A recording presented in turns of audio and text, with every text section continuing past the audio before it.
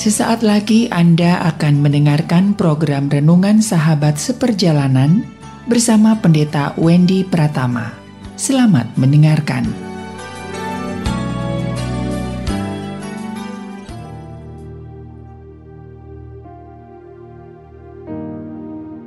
Selamat berjumpa kembali dalam layanan audio Sahabat Seperjalanan. Hari ini adalah hari Jumat 14 April 2023.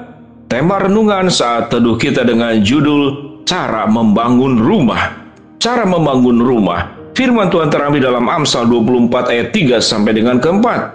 Dengan hikmat rumah didirikan, dengan kepandaian ia ditegakkan, dan dengan pengertian kamar-kamar diisi, dengan bermacam-macam harta benda yang berharga dan menarik. Mari kita berdoa.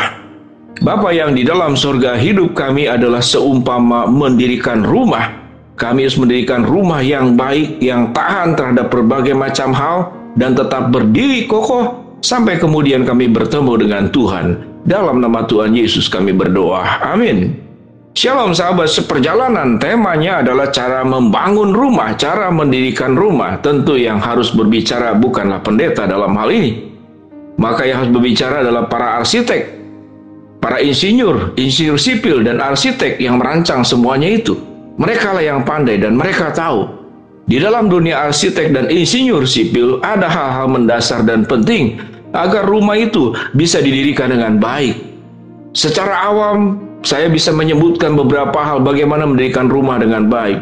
Yang pertama harus dibangun di atas fondasi yang kuat, yaitu fondasi yang keras. Fondasi yang terbuat dari batu yang kokoh dan kuat. Bahkan kalau dibangun di atas seluruhnya batu, maka kuatlah bangunan itu didirikan. Kemudian bangunan yang didirikan, rumah yang didirikan harus mengikuti hitung-hitungan daripada insinyur sipil. Beban yang diterima itu membutuhkan tiang-tiang penopang. Tidak ada rumah yang dibangun tanpa tiang penopang. Semakin berat bangunannya, semakin besar juga tiangnya dan kemampuan untuk menopang semuanya itu. Karena rumah itu akan rubuh karena akan berhadapan dengan gaya gravitasi bumi yang bisa meruntuhkan. Rumah itu harus mampu menopang untuk apa yang di atas, dan rumah pun juga harus mampu menghadapi berbagai macam badai angin yang bisa meruntuhkannya, sebagaimana catatan dalam perumpamaan tentang bangunan dan dasarnya di dalam firman Tuhan. Bagaimana kita cara membangun rumah? Bagaimana cara mendirikan rumah? Ini adalah bagian daripada ilustrasi kehidupan ini. Kehidupan kita adalah membangun rumah, sehingga keluarga disebut sebagai rumah tangga. Itu membangun rumah. Ada rumah bagaimana orang-orang yang sakit menjadi bisa sembuh, maka disebut dengan rumah sakit. Ada rumah penitipan, ada rumah pemulihan, ada rumah di mana tempat rekreasi, rumah untuk belajar. Rumah adalah gedung di mana orang belajar sesuatu, dibangun di dalamnya. Kehidupan kita pun demikian. Bagaimana cara membangun rumah? Dalam bagian firman Tuhan dalam Injil Matius dan beberapa kitab yang lain, dikatakan orang yang membangun rumah di atas batu, yaitu orang yang mendengar firman dan melakukannya.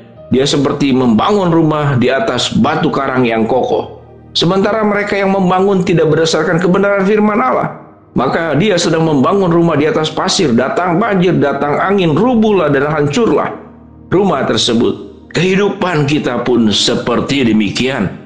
Bagaimana kita bisa membangun rumah kehidupan, termasuk rumah tangga setiap sahabat seperjalanan dengan baik? Banyak rumah tangga yang hancur, banyak rumah kehidupan yang hancur karena kita tidak membangun dengan cara benar dan tepat. Apa yang firman Tuhan katakan cara membangun rumah? Yaitu dengan hikmat rumah didirikan, dengan kepandaian itu ia ditegakkan, dan dengan pengertian kamar-kamar diisi, dengan bermacam-macam harta benda yang berharga dan menarik. Ada 3 kata di sini. Yang dikejar adalah hikmat, yang kedua adalah kepandaian, dan yang ketiga adalah pengertian. Berhikmat, pandai, dan berpengertian. Kalau berbicara tentang bagaimana menjadi orang yang pandai itu berarti dia tahu dengan jelas apa yang dilakukan, apa yang dijalani, akhirnya akan seperti apa. Ada banyak contoh sahabat seperjalanan. Seseorang kalau ingin ke tempat yang tinggi, mungkin dia petugas untuk memperbaiki tiang-tiang listrik, atau di negara-negara Eropa ada namanya tenaga listrik daripada angin. Ada kincir-kincir angin seperti di Belanda. Orang yang pandai sewaktu dia naik ke atas, dia akan menjaga keselamatan dirinya dengan tali-tali dan keamanan-keamanan yang perlu dilakukan. Jadi artinya orang yang pandai, orang yang berhikmat, dan orang yang berpengertian, dia harus tahu akan bahaya yang bisa terjadi dalam kehidupannya dan harus bisa mengantisipasi agar kita menjadi korban kecelakaan, jangan sampai menjadi korban kematian. Demikian juga sahabat seperjalanan. Kita sedang berjuang jangan sampai menjadi korban kematian, yaitu kita berbuat dosa, kita meninggalkan Tuhan. Itu adalah jatuh ke bawah, jatuh ke dalam jurang. Dan kalau kita tidak mendengarkan firman Allah, kita tidak berhikmat, kita tidak menjadi orang-orang pandai di dalam kebenaran, kita akan menjadi orang-orang yang jatuh, tidak akan sanggup mendirikan rumah dengan baik. Yang terjadi adalah setiap rumah yang kita bangun akan hancur sedemikian rupa. Bagaimana menjadi pribadi yang membangun rumah kehidupan dengan baik? Maka dia perlu mempunyai karakter-karakter yang baik. Menjadi pribadi yang bisa dipercaya, menjadi pribadi pekerja keras, menjadi pribadi yang tahu menempatkan diri dengan baik, menjadi pribadi yang jauh daripada karakter-karakter sombong, karakter-karakter angkuh, karakter-karakter arogan, atau karakter merasa menghina diri. Saya bukan siapa-siapa, saya bukan apa-apa. Sesuatu yang membuat kita kemudian runtuh dalam kehidupan ini karena kita tidak memiliki hikmat yang berasal dari Allah. Tatkala kita tidak punya hikmat yang berasal dari Allah, bangunan rumah apapun yang kita kerjakan pada akhirnya akan rubuh dalam prosesnya di tengah jalan, atau baru saja membangun sudah rubuh. Mari sahabat seperjalanan, siapa itu rumah kehidupan? Yaitu diri kita sendiri. Jaga diri kita baik-baik. Jangan sampai rumah kehidupan ini hancur. Oleh apa? Sebagaimana yang firman Tuhan katakan, orang yang bijak lebih berwibawa daripada orang kuat, juga orang-orang yang berpengetahuan daripada orang-orang yang tegap kuat, karena hanya dengan perencanaan kau dapat berperang, dan kemenangan tergantung pada penasehat yang banyak. Hikmat terlalu tinggi bagi orang bodoh, ia tidak membuka mulutnya di pintu gerbang. Ayat firman Tuhan yang luar biasa dari kitab Amsal pasal 24. Dari ayat ke ayat yang kita baca.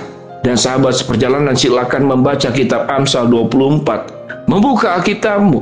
Engkau membaca dari ayat pertama sampai dengan ayat yang ke-34. Demikian luar biasa kata-kata hikmat yang berasal dari kitab Amsal. Agar kita bisa membangun rumah kehidupan buat pribadi, rumah kehidupan buat rumah tangga kita, rumah kehidupan buat masa depan kita. Dan kita tidak akan rubuh karena kita menegakkannya, kita mendirikannya, kita membangunnya di atas dasar yang kokoh, yaitu firman Tuhan sendiri. Dan kita menjalani kehidupan ini dengan baik, agar rumah kehidupan yang kita sedang ada, yang ada pada diri kita, waktu kehidupan yang masih Tuhan izinkan kita lewati, kita jalani dari hari ke hari, minggu ke minggu, bulan ke bulan, tahun ke tahun, maka janganlah sampai kita membangun rumah kemudian rubuh di dalam proses perjalanannya. Oleh sebab itu, bagaimana cara membangun rumah? Firman Tuhan berkata, milikilah hikmat, milikilah kepandaian, milikilah pengertian, yaitu hikmat, kepandaian, pengertian yang berasal dari Allah. Maka ayat keempat dikatakan, kamar hidupmu akan diisi dengan bermacam-macam harta benda yang berharga dan menarik. Jadilah pribadi yang membangun rumah kehidupan itu dengan benar. Bersama dengan Tuhan, kita pasti akan bisa. Mari kita berdoa. Bapa yang di dalam surga, terima kasih kami diajarkan bagaimana cara membangun rumah kehidupan masing-masing pribadi kami, agar kami menjadi pribadi yang mengisi kehidupan kami dengan benda-benda berharga yang menarik, yang hanya ada di dalam kebenaran firman Tuhan dan hidup di dalam kekudusan bersama dengan Tuhan. Hamba-Mu berdoa buat sahabat seperjalanan yang sedang sakit, Tuhan jamah sembuhkan. Sahabat seperjalanan yang sedang menghadapi masalah, Tuhan bukakan jalan. Sahabat seperjalanan yang sedang berdoa mengharapkan sesuatu dari Tuhan, Tuhan kabulkan dengan cara dan waktunya Tuhan. Dalam nama Tuhan Yesus kami berdoa, amin. Shalom sahabat seperjalanan, Tuhan memberkati kita semua.